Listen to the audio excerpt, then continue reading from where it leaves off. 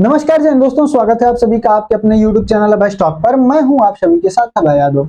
साथियों, पाकिस्तान पर हमला सऊदी अरब पर भी हमला माना जाएगा। जी हां साथियों, अगर एक सही तरीके से देखें ना तो भारत की इस समय बहुत बड़ी कूटनीतिक हार हो चुकी है और भारत से अगर एक तरीके से देखें तो पाकिस्तान स्ट्रेटेजिकली बहुत आगे जा चुका है। जहां भारत पाकिस्तान का जब ऑपरेशन सिंदूर चल रहा था उस समय भारत के पास कोई भी देश ऐसा नहीं था कि जो खड़ा हो, लेकिन वहीं पाकिस्तान के साथ दो देश जो थे वो खुलेआम खड़े थे।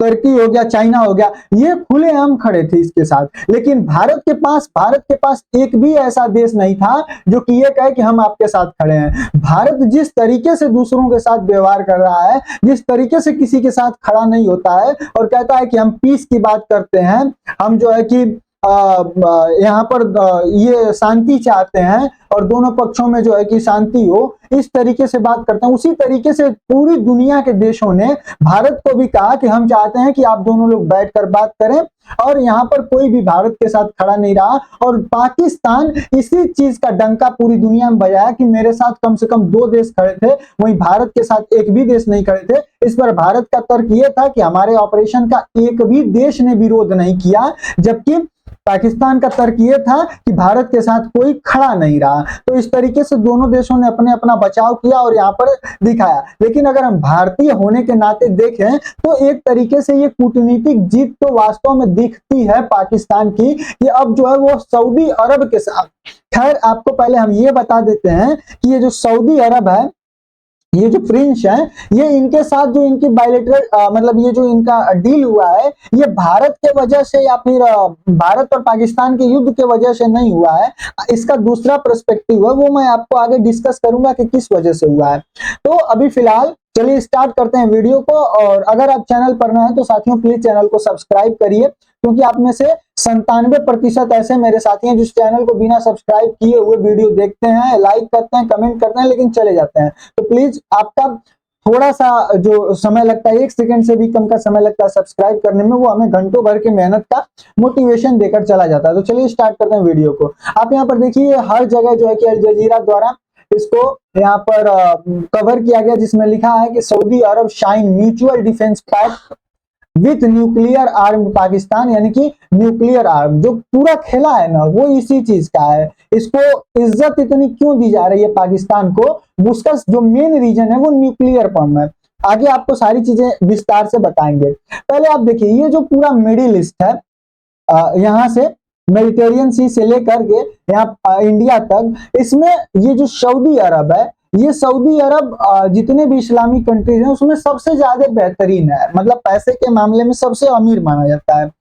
लेकिन इसके पास दिक्कत क्या है, तो इसके पास दिक्कत यह है कि इसके पास अभी भी जो है वो न्यूक्लियर जो पावर है ना वो नहीं है। और पाकिस्तान के पास क्या है, तो इसके पास इसका जो है कि न्यूक्लियर बम है। और न्यूक्लियर बम इसने बनाया कैसे है, तो इसने जो न्यूक्लियर बम बनाया वो चाइना की मदद से बनाया, और कुछ कुछ इसमें हाथ अमेरिका का भी रहा है। क्योंकि भारत को ये लोग अमेरिका पहले क्या सोचता था कि भारत को, इंडिया को काउंटर करे, और इसके वजह से इंडिया का आपको पता है ये कितना विरोध भी किया था। तो ये चाइना का अहम योगदान रहा।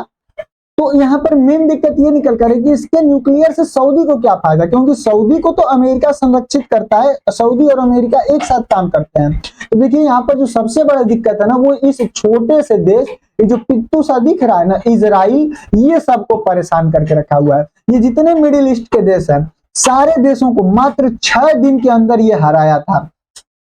और अभी ये क्या किया, अभी जो कतर है यहाँ पर, ये जो कतर बैठा हुआ है इसका देश, कतर क्या कर रहा था कि ये ईरान के साथ भी, सऊदी अरब के साथ भी, इजराइल के साथ भी, ये एक तरीके से अपने आप को ऐसा बना के रखा हुआ था कि ये सारे जो देश हैं ये मध्यस्थता करा रहा था सबके बीच में मिलकर, मतलब ये खुद को मेडिएटर बना के रखा हुआ था। इजराइल ने क्या किया, ये इसी के ऊपर, जो इजराइल है ये इसी के ऊपर जो है कि बम दागकर अपने जो इसके दुश्मन थे उनको ही निपटा दिया, और खुलेआम चुनौती दे दी और धमकी दी कि हमारे जहां जहां भी दुश्मन होंगे हम वहां से अपने दुश्मनों को खोज खोज कर मारेंगे। तो इजराइल का ये डर सऊदी अरब को भी है, क्योंकि यहाँ पर भी जो मतलब ईरान से तो इसकी पहले से दुश्मनी है ही।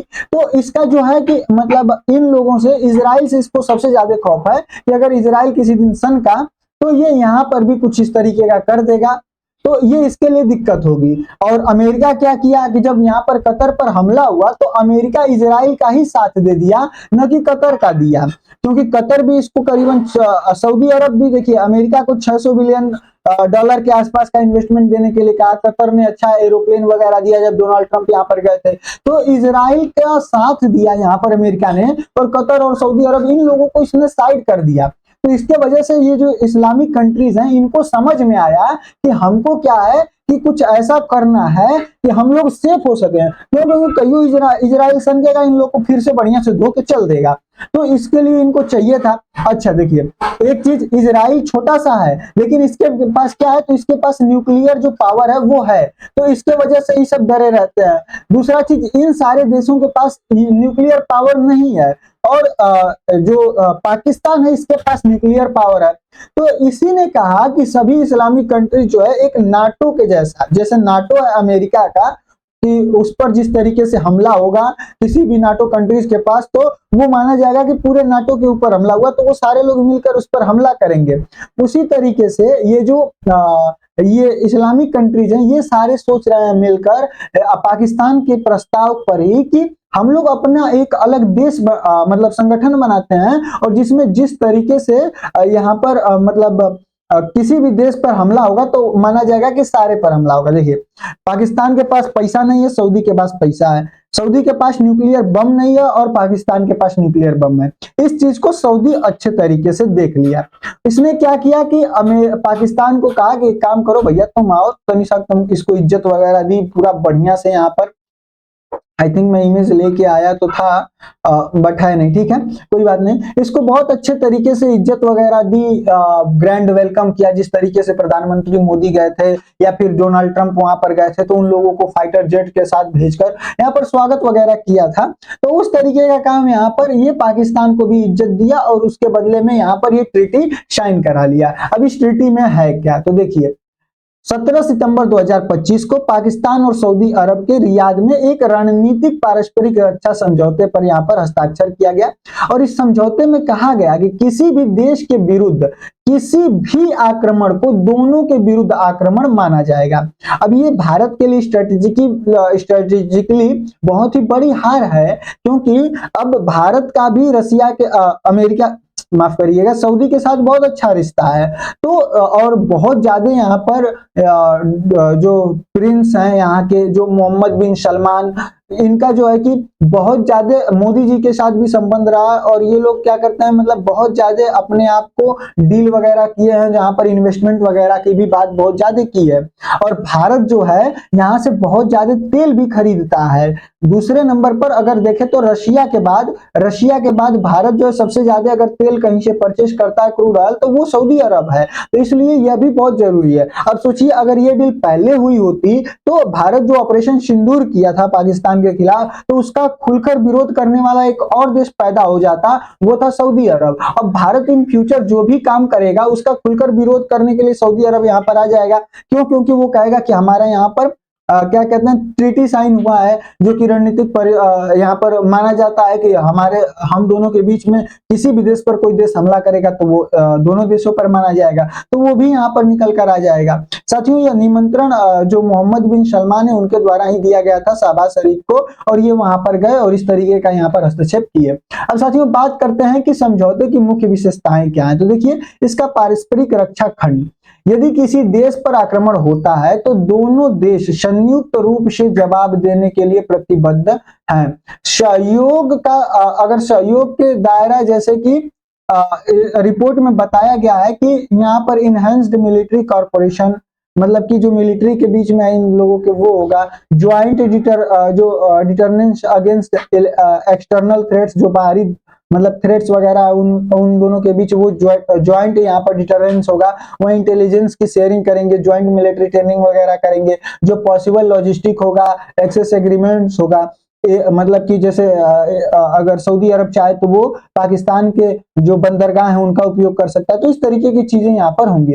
अब साथियों बात करते हैं कि यहाँ पर एक चीज कंफर्म नहीं है कि जो तीसरा है कि कार्यान्वयन की स्पष्टता यहाँ पर नहीं है, मतलब अभी कहीं भी ऑफिशियली ये अनाउंस नहीं है कि इसमें जो है वो परमाणु बम की भी डील हुई है कि नहीं, लेकिन एक खुफिया मतलब एक रिपोर्टर के द्वारा ये जारी किया गया जिसमें बताया गया कि एक ऑफिशियल ने ये कंफर्म किया है इस शर्त पर कि उसका नाम नहीं छापा जाएगा। यहाँ पर बात हुई है परमाणु बम को लेकर भी, और ये जो देखिए पूरी जो डील है ना वो सिर्फ और सिर्फ परमाणु बम का ही खेल है, और इसके वजह से यहाँ पर जो पूरी डील है वो परमाणु बम को लेकर ही है, क्योंकि जो पाकिस्तान है इसके पास परमाणु बम है और जो सऊदी अरब है इसके पास परमाणु बम नहीं है। तो ये सऊदी अरब इस चीज को समझ गया था और इसी की वजह से ये जो है कि टोटल डील यहाँ पर किया है इजराइल से या फिर इस तरीके से ईरान वगैरह से निपटने के लिए। तो साथियों ये पूरा मुद्दा था यहाँ पर। अब भारत के साथ भी इनका जो है कि बहुत ज्यादा बढ़िया संबंध है, तो ये भी इसको खराब नहीं करना चाहेंगे। साथ ही इस्लामाबाद और रियाद दोनों के इस समझौते जो है ये दशकों पुराना है, और जब इसके बारे में यहाँ पर पूछा गया हमारे एक्सटर्नल अफेयर से, तो उन्होंने कहा कि हाँ हमें इसके बारे में जो है कि खबर थी। यहाँ पर देखिए आप, यहाँ पर इन्होंने कहा कि हमें इसके बारे में पता था और ये करीबन मतलब 10 साल से, एक दशक से ये काम जो है कि चल रहा था, इस पर बातचीत चल रही थी कि इस तरीके का काम कुछ होने वाला है। अभी ये लोग एनालिसिस करेंगे, देखते हैं किस तरीके का एनालिसिस करते हैं, एनालिसिस करके फिर क्या ये लोग निष्कर्ष निकालते हैं। इसी तरीके से एनालिसिस करते रहेंगे और पाकिस्तान इसी तरीके से आगे बढ़ता रहेगा। हम लोग तो ऐसे भी बात करने में बहुत ही आगे हैं, हमारा देश विश्व गुरु ऐसे ही पहले है। यहाँ पर मैं पाकिस्तान की तारीफ नहीं और अपने भारत की आलोचना नहीं कर रहा हूँ, लेकिन ये इसका कहने का अर्थ यह है कि इस तरीके से पाकिस्तान भारत से मजबूत हो रहा है। अगर आप मतलब अच्छे एक भारतीय के रूप में देखें तो ये भारत के लिए बहुत ही बड़ी कूटनीतिक हार है। खैर भारत पर प्रभाव क्या होगा, तो ये जब एक तरीके से हमला दोनों देशों पर माना जाएगा तो भारत कोई भी ऑपरेशन करेगा, इसको जो है कि पाकिस्तान को तो अब एक और बढ़ावा मिल गया। जैसे कश्मीर का मुद्दा उठाने के लिए ये अब सऊदी अरब भी इसके साथ आ सकता है, तो इस तरीके की चीजें भी होगी। अब भारत खुलकर कोई ऑपरेशन करेगा तो सऊदी अरब उसका जो है कि विरोध करने के लिए पहले आ जाएगा।